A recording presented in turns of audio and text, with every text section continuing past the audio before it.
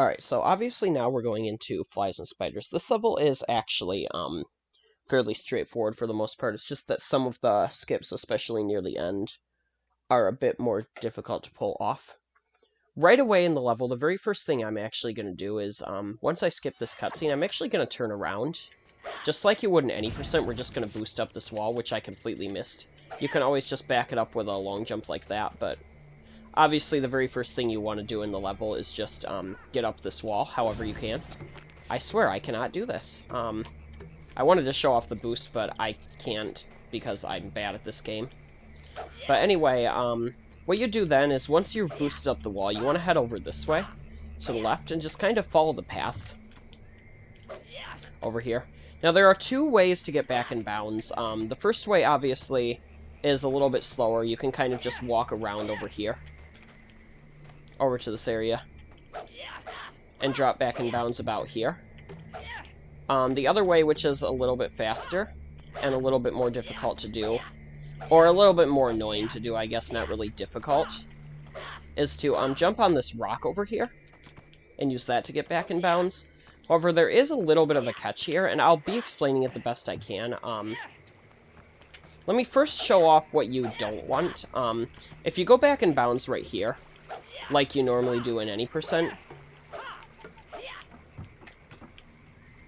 this isn't what you want, because as you can see, Corwin is loaded in here. You would think that this would be what you wanted, would be the path loaded properly.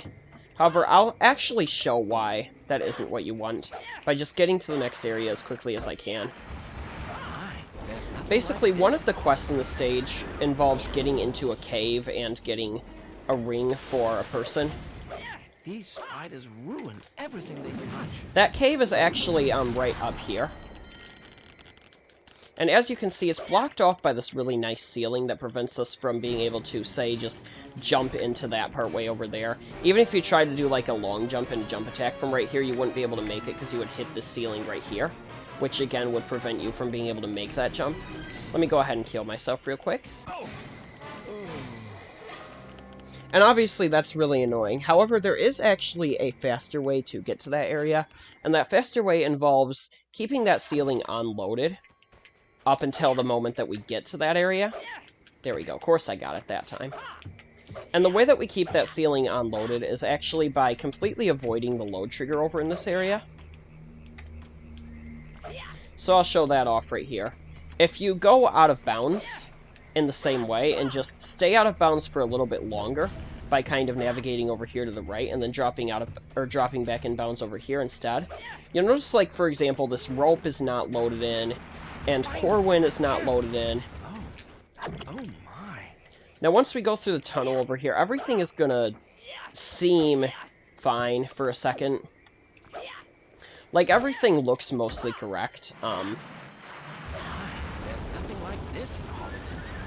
But once we get over here, across this pit, and climb up that wall, you'll notice, there's something that's not quite right. There's something that's unloaded. However, before we climb that wall, I do want to note, you do want to grab this chest over here. It's got an important item. It's got some oil in it. But anyway, once you go up this wall, you'll see the ceiling is obviously completely unloaded, so we can kind of just long jump and jump attack straight into that cave. Now, you want to grab this ring right here, which is the item that you actually need. But you also want to grab this chest here. This chest isn't generally a required one. You don't have to have this chest for any quests or anything. However, this quest has 160 coins in it, and because of that, buying an extra key to open that chest actually is the fastest coin route, or the coin route where you end up collecting the least number of coins overall. So you want to collect that chest as well. Which gives us, obviously, a couple potions plus a whole bunch of coins to buy some more keys with. We're going to be exiting the cave now. Now, if you forgot to grab the oil chest, you can always do it now on your way back out of the cave. Which used to be the way that I did it, because you can just veer off in this direction and grab the chest. However, I would highly advise grabbing it beforehand, because it's a little bit faster. One more thing that I would like to mention is, if you've run any percent, you might know that there's a backup strat for that first part of the stage, or that latter part of the stage.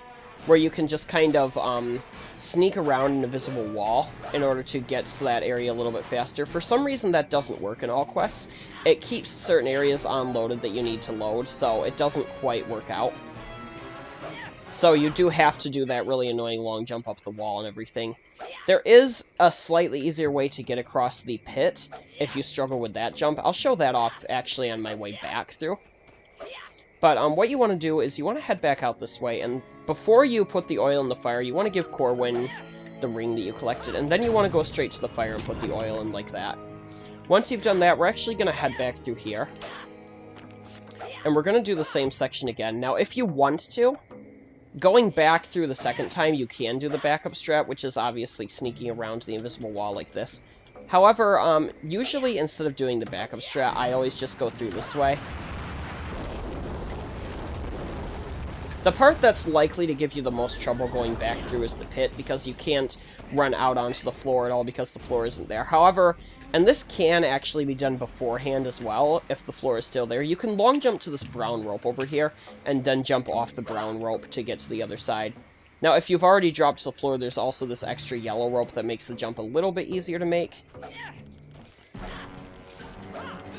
Coming back through, you just want to head over to the same area, get up here, get up this wall. There we go. Climb right up here. And what we're going to be doing now is we're going to be heading over to this tunnel, and we're going to be hugging the left side of the tunnel just to load that next area in. And now what we're going to be doing is we're going to be doing a boss skip to skip all 4 of the bosses in the stage. First, we have this boss over here, who can be really annoying to fight. He can take several minutes to fight, and he can do like 5 hearts of damage with each hit. So we're not going to be fighting him. Instead, we're going to be climbing across this gate here. If you do get stuck on this part of the gate, you can always jump onto this part, and then just off onto this part. But you want to make sure you're over here. And if you sneak out onto this corner right here, you'll notice that that area over there will load. If you don't quite get it, just try sneaking around a whole bunch to hit the load trigger. You don't want to be moving around too fast because you'll actually fall into the pit and have to fight the boss if you do that. But once you've got the area loaded, you kind of just want to continue on this way into this area over here. Cut the web, and we're going to be climbing up this giant tree now, which can be a really annoying climb. Actually, it's really easy to just fall and die at any given point here.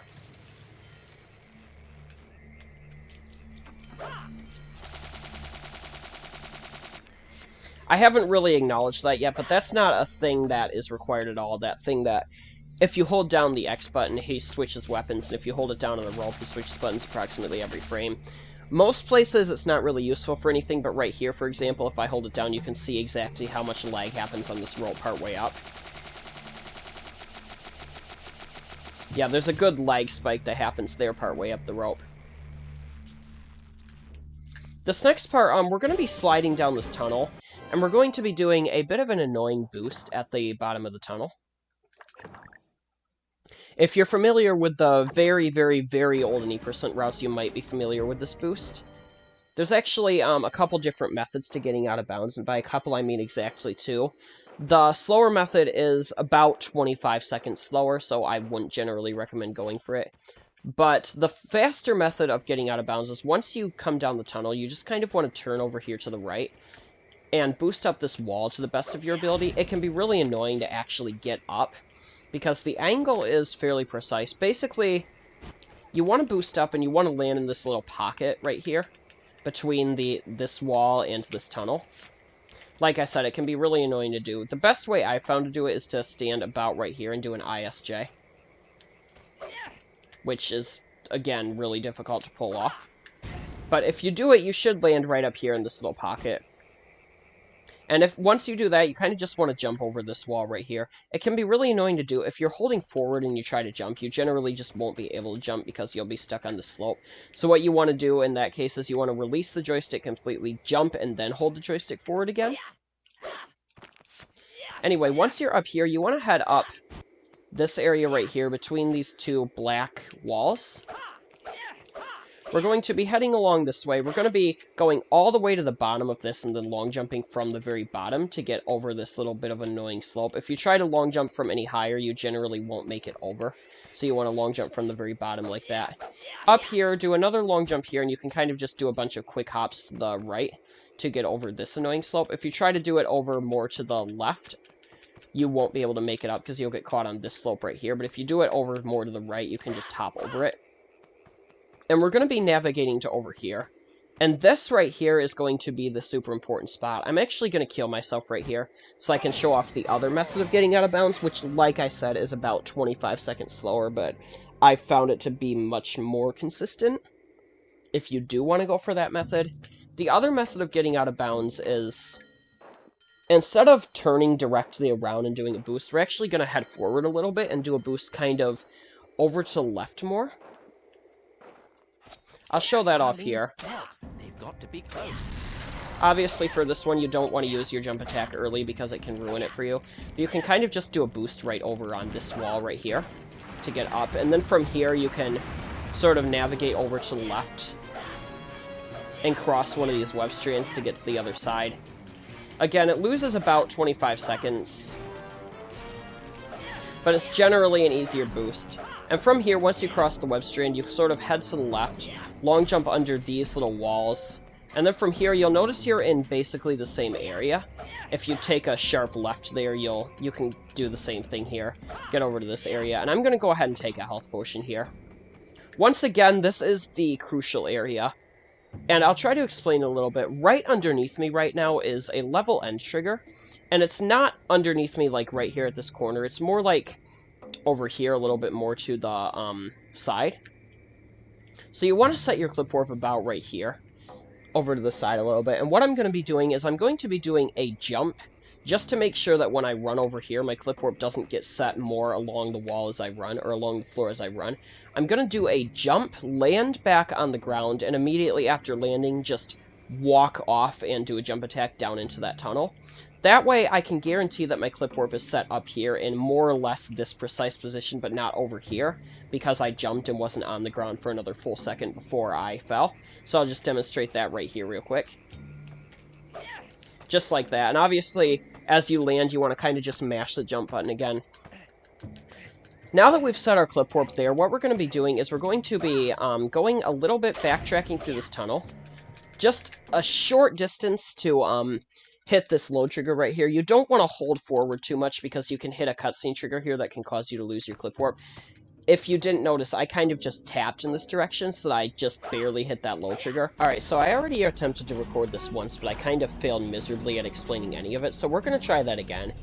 As you can see, I am currently in the cave. I've just fallen down, and my clip warp is set up where I set it previously. We're going to be doing a lot of stuff in this cave. The first thing we're going to be doing is we're going to be heading into this door, just to trigger that cutscene. And the very first thing we're going to do once the cutscene is triggered is we're going to head over to the far right side here and climb up this side. We're going to be climbing all the way up, and again, while still holding our clip warp, we have to do all this. But we're going to climb all the way up, and we're going to ride this web over to the other side. Now, there is something I want to show off just real quick, and that is the fact that you can jump off here, do a bunch of stuff on the side, and then re-grab the web strand. We're going to be using that to our advantage here a little bit, because if you climb up here and you ride the web strand over to the other side of the chasm, you can actually interact with that dwarf, knock him down, and save him before the web strand even starts going all the way back across. So you can use that to kind of just jump over to the second dwarf and rescue him immediately. From the second dwarf, the easiest way to get down is to just long jump over to the left like that, hit the wall, and slide down. Now, I'm going to go ahead and go back up this right side over here just to show off something, because it is possible that you can fairly easily miss that web strand going back across. If you do miss the web strand, the easiest way to get back across is actually to just take a little bit of a different path. Like, if you jump off here, you interact with the dwarf, but then you're late to catch the web strand, the easiest way to get across then is to just do a long jump and jump attack over to this side over here, and ride this web strand across, which gets you over to the same dwarf, as you can see. And once again, the easiest way to get down from here is just to long jump against this wall. Once again, holding your clipboard this whole time. And what you want to do after you've done all that is you want to head straight over to this middle area. And this middle area is going to be the key to everything. Because there are not one, but two clipboard positions over in this middle area that we can use to get to the end trigger. The more difficult of the two warp positions is what we like to call a save warp. Or a pedestal warp, rather. Basically, the way a pedestal warp works is it's possible to just barely clip into a save pedestal if you're at the very corner facing directly into the pedestal and kind of just gradually tap in. It can be really annoying to actually pull off, but if you do get it, that's what it looks like right there. I'm not actually going to do the whole save pedestal warp because I don't really want to show that off right now. I'd like to show off the other clipboard method. The other clipboard method is way, way, way slower, to the point that going for, like, save pedestal jump and getting it at, like, 16th or 20th jump will still save time over this method. But the other method is to drop down onto this ledge right here and use this ledge to incredibly slowly clip out of bounds. And when I say incredibly slowly, I do mean, like, you can see how slowly he clips. At some point, the camera will start drifting, and you kind of just want to slowly pull it back over to the right so you don't pop up onto the ledge. For this, I actually hold down and right on my joystick. As you can see, when he pops over to this side, you can see he's kind of just clambering onto the ledge. The easiest way to get up from here is to climb up, run slightly over to the right, and then jump. That way, you're not clipping back in bounds. But just like that. And as you can see, I'm now out of bounds over here. And the easiest way to go now is to long jump off of this. You don't want to do a regular run off this, and you don't want to do a regular jump off this. Instead, you want to just long jump from this ledge right here. And kind of hold left on the joystick. That way, provided you're not right above the trigger, you will still hit the trigger. But that is the end of the level. The reason that works is saving the dwarves are all quests, but because the game assumes that you don't have a way out of the cave to hit the end trigger or anything, it assumes that you're going to have to fight the spider bosses, but doesn't actually assign them as quests. So obviously we can completely skip that entire section of the level by just warping out. And yeah, the very last thing I do in this stage is I would buy, I believe it's 3 more keys? Yeah, 3 more keys at the end of this level. We're going to need actually 4 more in Warm Welcome, but there is a free key in Warm Welcome, and I'll show that off when we get to it. But you just want to buy 3 keys coming out of Flies and Spiders. And we're going to go ahead and just finish the level now. And obviously in the next video I'll cover Barrels Out of Bond. So yeah, we'll be back then. But Bilbo popped on